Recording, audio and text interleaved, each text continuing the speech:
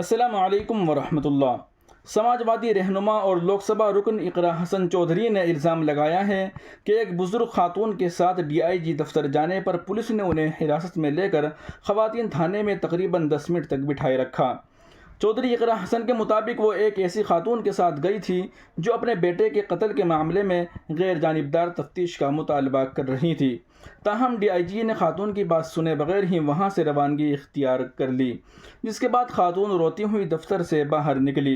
انہوں نے کہا کہ بعد میں وہ پارکنگ کے مقام پر کھڑی ہوئی تو پولیس نے ٹریفک میں رکاوٹ کا الزام عائد کرتے ہوئے انہیں تحویل میں لے لیا اور خواتین تھانے منتقل کر دیا، جہاں انہیں تقریباً 10 منٹ تک بٹھائے رکھا گیا۔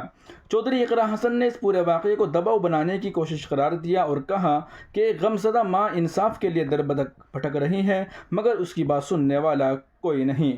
دوستو، تمام تازہ ترین اپڈیٹ حاصل کرنے کے لیے بھی ویڈیو کے نیچے سبسکرائب والے آپشن پر کلک کر کے اس چینل کو سبسکرائب ضرور کر لیجیے گا۔